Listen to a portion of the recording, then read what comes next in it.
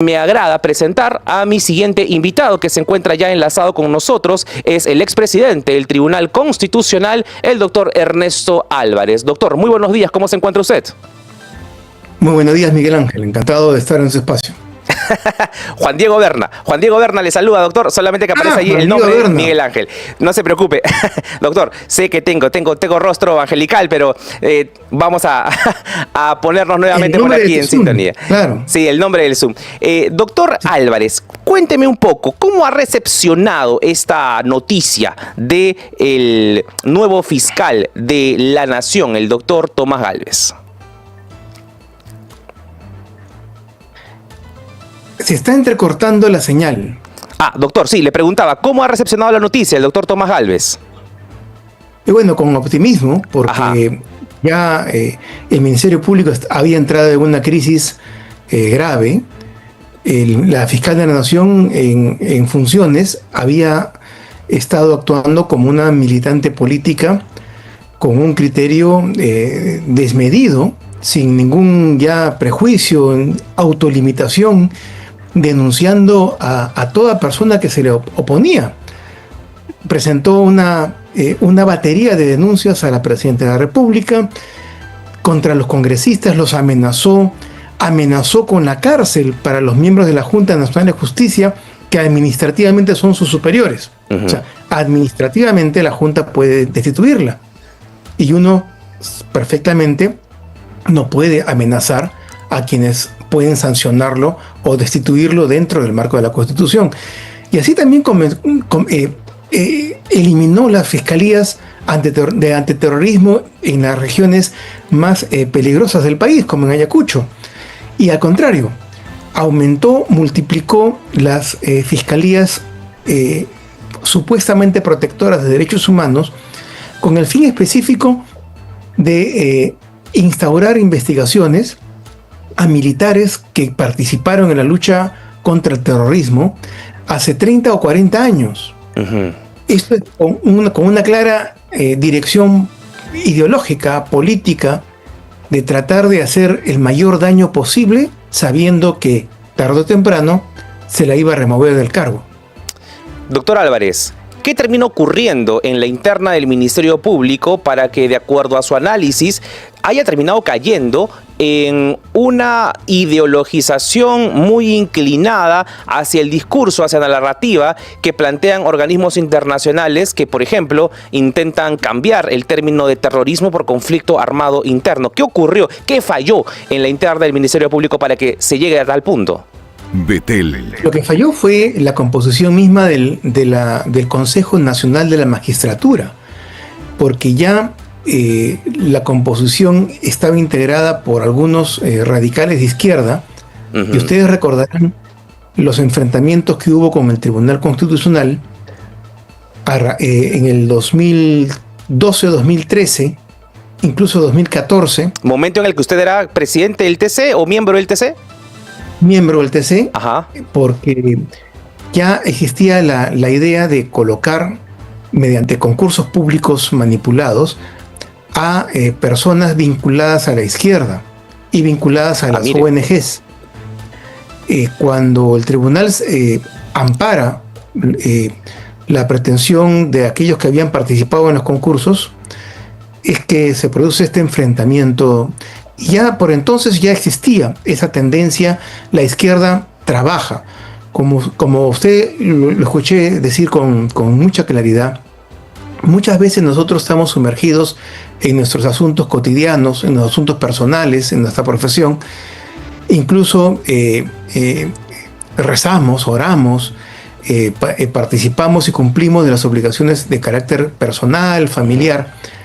Pero existen personas que de manera organizada están permanentemente tratando de desnaturalizar las creencias, tratando de infiltrar las instituciones que manejan y controlan a la sociedad. Entonces no podemos permanecer indiferentes como si nada pasara, cuando, por ejemplo, esto del Ministerio Público ha ido ocurriendo durante décadas, y lo que hoy día observamos es el resultado de un trabajo coordinado de la izquierda para poseer, para tener en sus manos la acción penal y poder investigar, entre comillas, a cualquier político, empresario, periodista, activista, conservador que pudiera ponérseles en el camino. Y es así como hasta ahora en los medios de comunicación nos dicen fulano de tal, cuestionado político, cuestionado personas. Claro, ¿cómo no va a ser cuestionado? Si no hay forma de ir en contra de la agenda de moda sin ser cuestionado. Ahora, esta misma realidad se fue puntualizando en plena crisis de los CNM Audios, donde se evidenció a una sub-ONG, digo sub-ONG porque aparentemente la encargada de sacar estos audios muy selectivamente, hablo de IDL Reporteros, responde sí a una ONG que es el Instituto de Defensa Legal.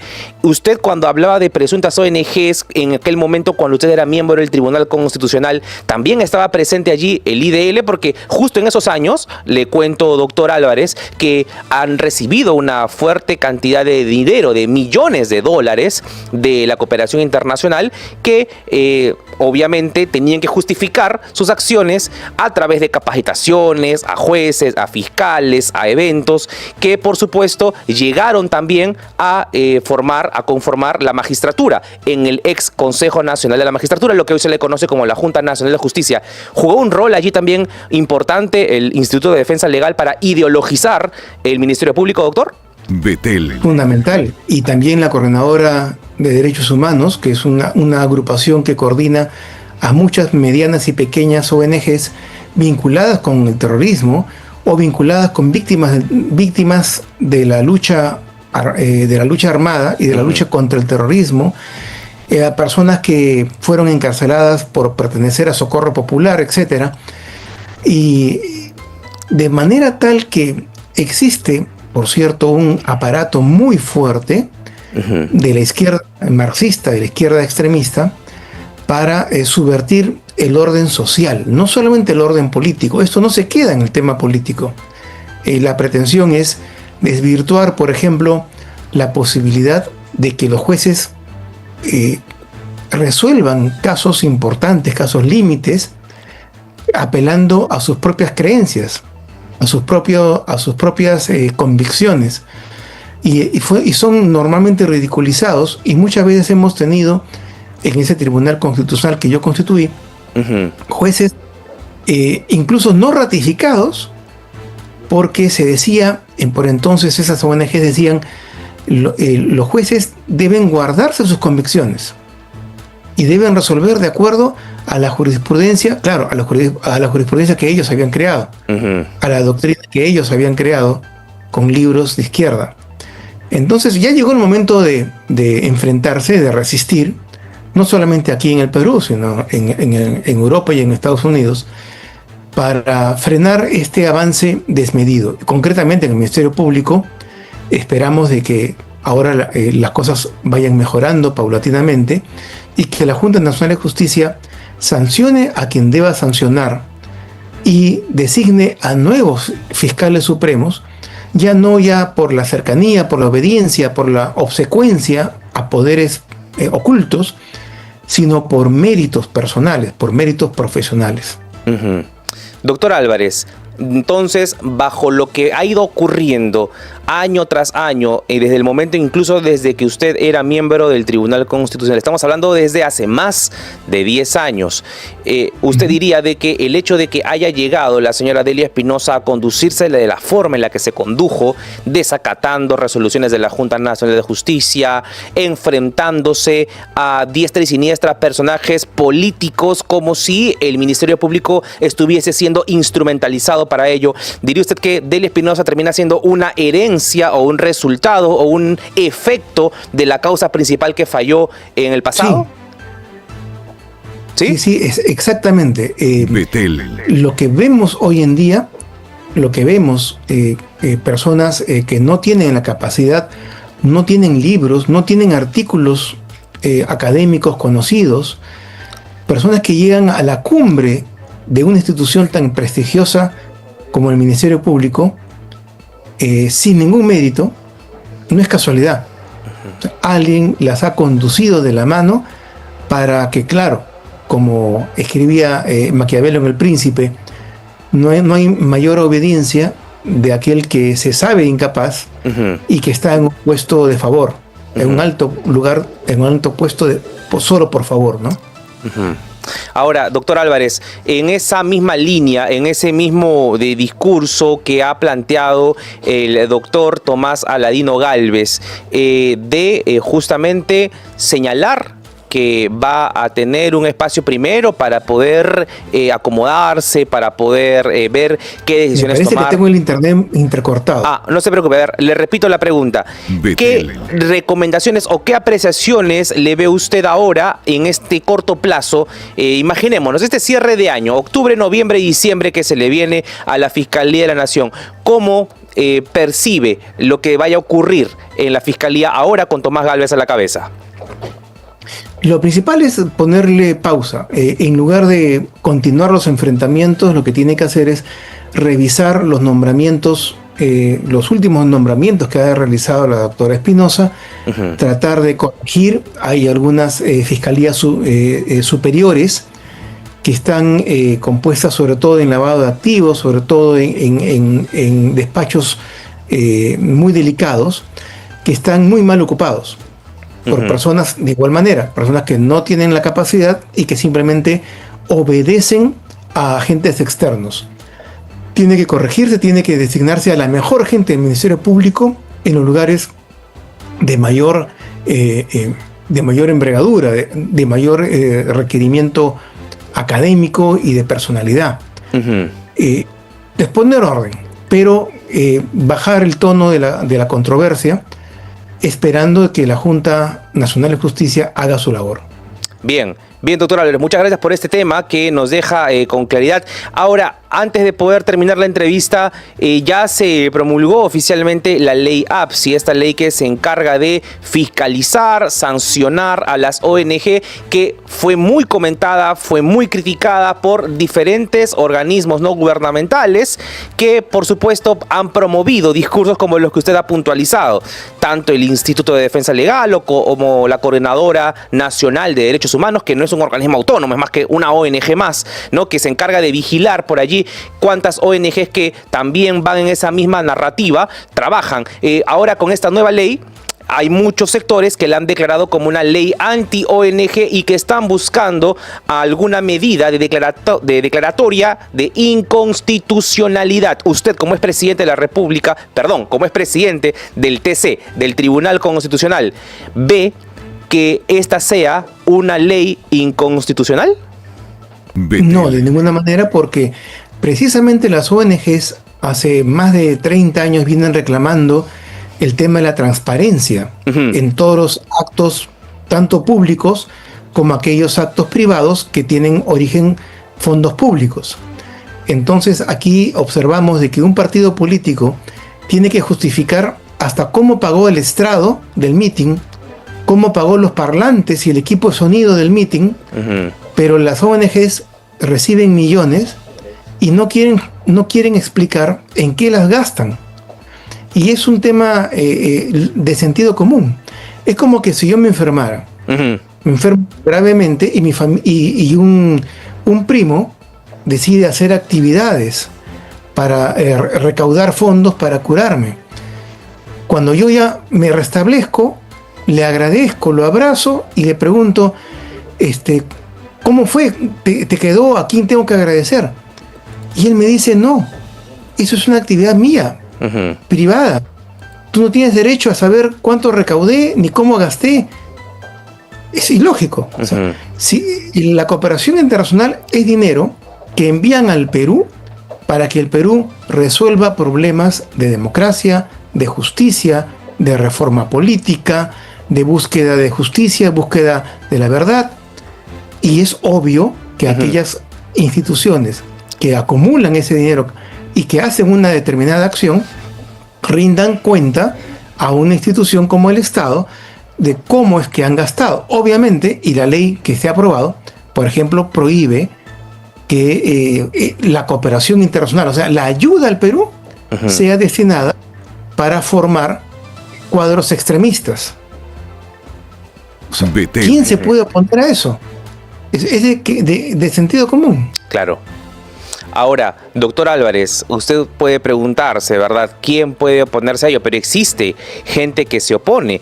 Hay líderes de opinión como el señor Gustavo Gorriti, que justamente ve a este tipo de manifestaciones como las que se han evidenciado el último fin de semana, el sábado, domingo, entre comillas, por la ley, ¿no?, de las AFP, por la reforma del sistema de pensiones, pero cuando uno salía a las calles y le preguntaba a los jóvenes, decía, no, la corrupción solamente, el Congreso, o que no queremos que pongan nuevamente a Patricia Benavides como fiscal de la Nación, porque están sacando a Adelia Espinosa.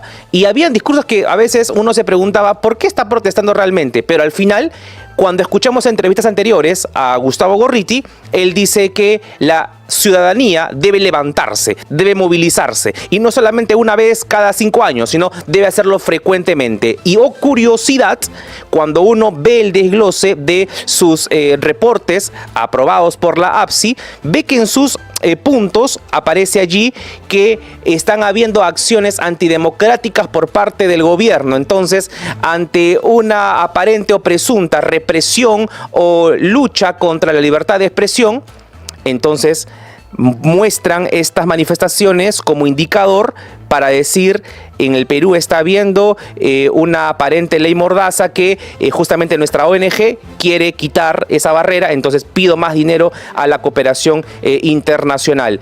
Esto, doctor Álvarez, ¿cuánto termina afectando a la soberanía jurídica constitucional del Perú? Tremendamente, porque al final, cuando se declara, y eso motiva muchas veces una sonrisa entre la gente, porque sabemos de que en el Perú puede haber muchos problemas, muchos defectos, pero sí hay libertad. Cuando ellos declaran que hay una dictadura en el Perú, no es casual. Lo hacen porque de esa manera pueden gastar en financiar marchas, porque las marchas las realizan muchachos que son semiprofesionales, organizados en brigadas por cada universidad. Y estos reciben un entrenamiento periódico, y por eso es que tienen la capacidad de movilizarse por las calles, enfrentando a la policía y escapando de sus cercos policiales, porque están preparados para ello. O sea, esta acción es financiada con dinero que viene para ayudar al Perú. De forma tal que tenemos que cortar esto y sincerarlo. Los estándares de esta ley de APSI en realidad son estándares que existen en Estados Unidos y en cualquier país occidental de Europa. Es inadmisible la pretensión de que Qatar, por ejemplo, pueda enviar dinero a Inglaterra y que Inglaterra no tenga derecho a saber cómo lo gasta una ONG catarí. O sea, por lo menos necesitan que los engañen, que disfracen la documentación. Pero es inadmisible que en pleno siglo XXI las ONGs crean que pueden hacer una labor absolutamente carente de transparencia, sin rendir cuenta a nada. Porque claro, la anterior legislación de APSI prácticamente le negaba cualquier información. Simplemente era una declaración formal de cuánto dinero había sido recaudado, cuánto había sido enviado a Perú, pero no se decía cómo se gastaba. Claro. Bien, doctor Álvarez, esperamos entonces que esta ley APSI pueda cumplir su función. Igualmente le extendemos la invitación, doctor Álvarez, a que pueda acompañarnos presencialmente dentro de pronto aquí en los estudios de Betel Radio, La Voz que Inspira. Que Dios lo bendiga, doctor, y estamos en contacto. Muchas gracias.